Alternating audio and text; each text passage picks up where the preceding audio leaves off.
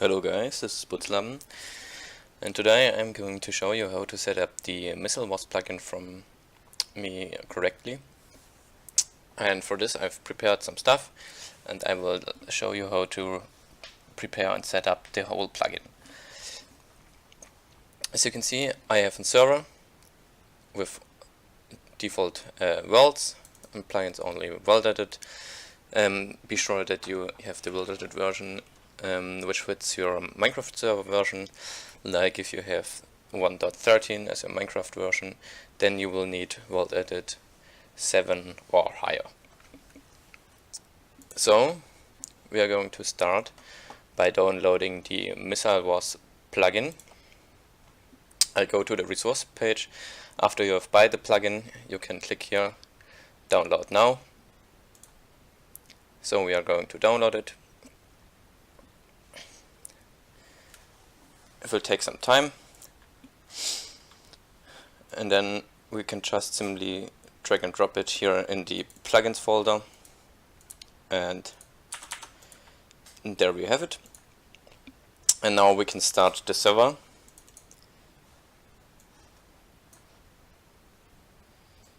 As you can see, I'm using the version 1.12.2 and it's starting up. And at this time I can also start my Minecraft. So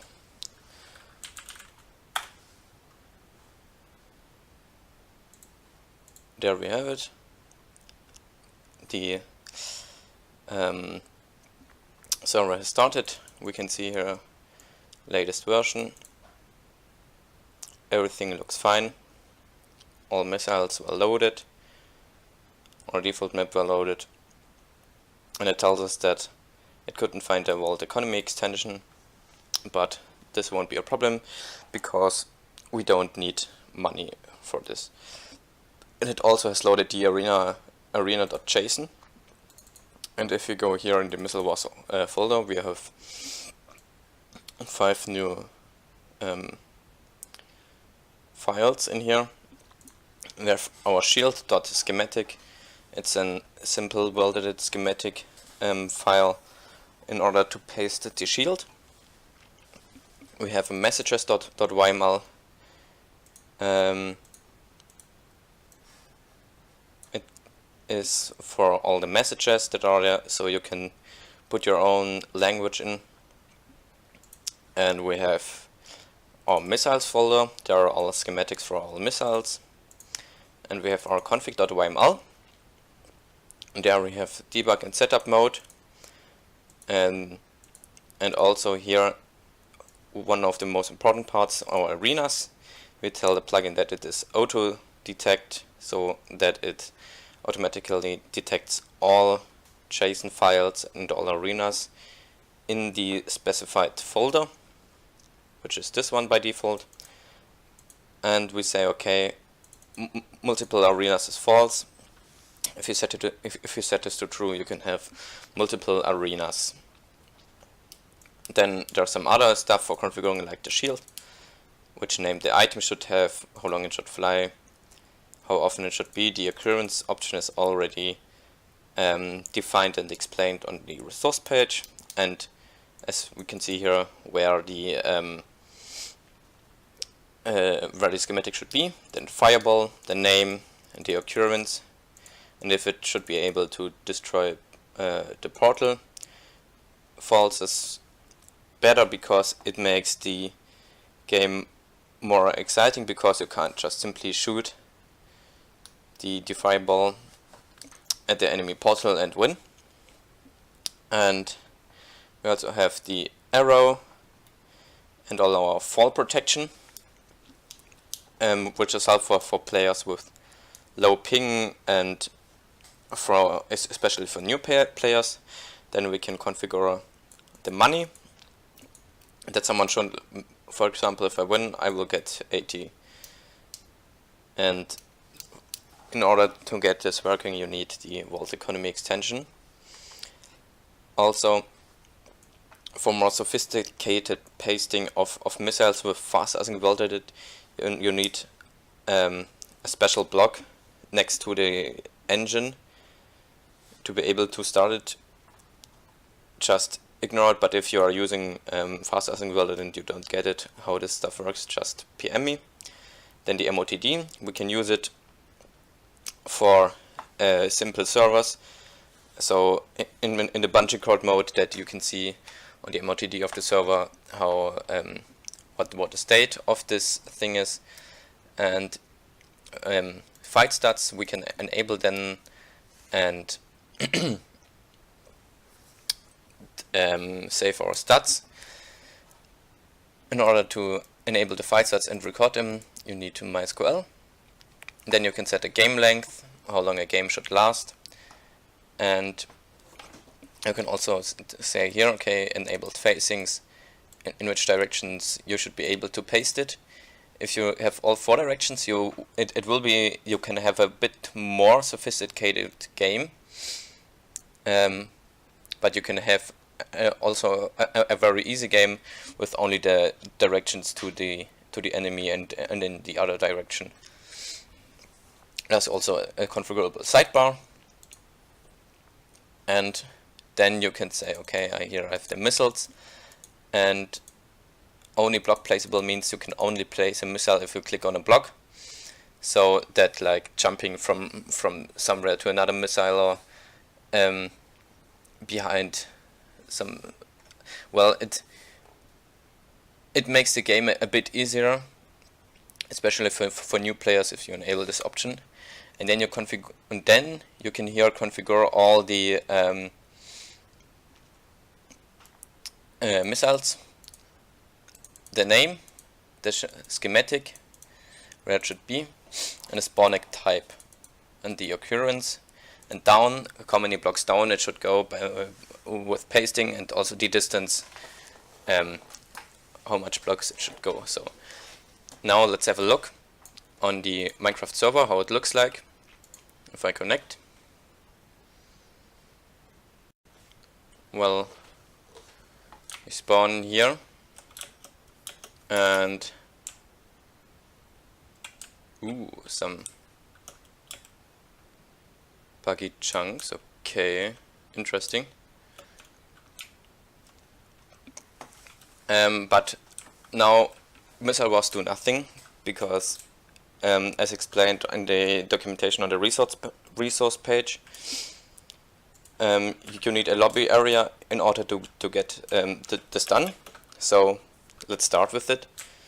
And I, for example, want that my lobby area,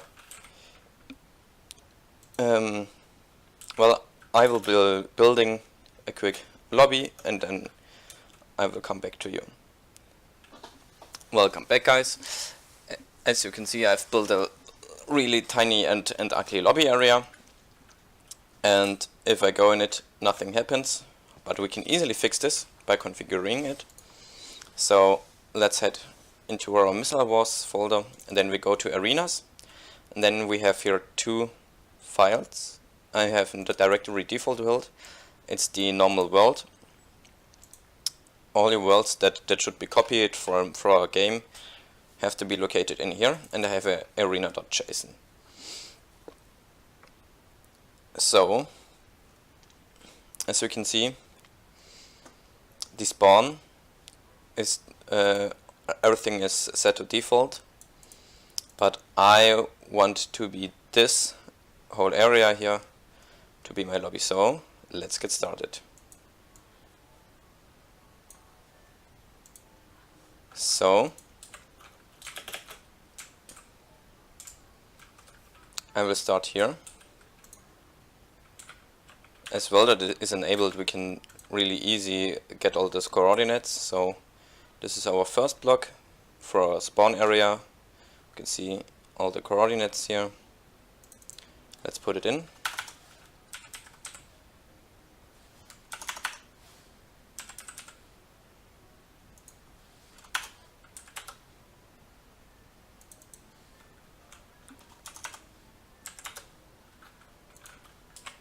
In another spawn I would go here and then go here and put this the y coordinate a bit higher than the other one.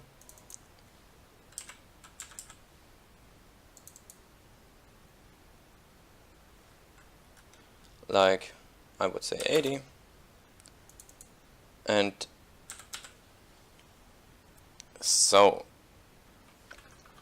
now we have configured our spawn area, and we want that this block here is our spawn. So I will quickly get my position.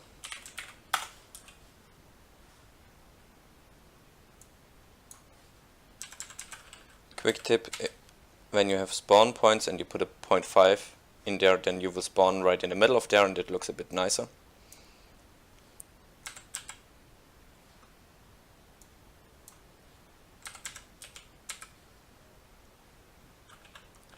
So we can save this. Well then, let's go outside this.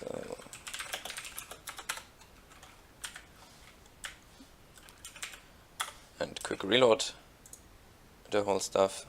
We can see everything works fine, no errors in the console. And then if I go in here,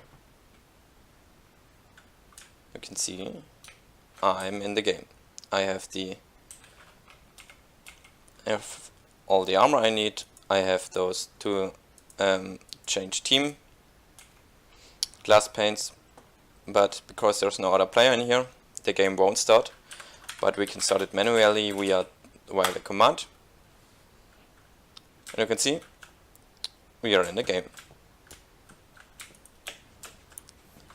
And now I can start playing.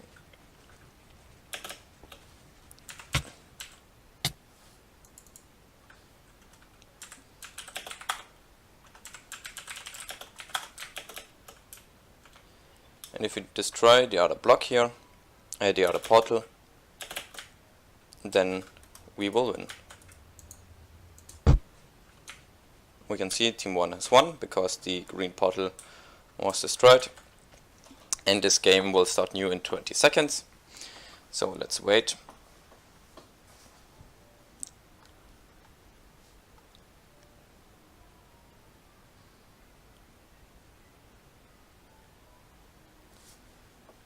And we are here back again, and we'll be able to start the next game, and also in the console everything works fine. I hope you enjoyed this little setup video and you've learned something from it. If you still encounter any problems or have some trouble configuring something, just let me know.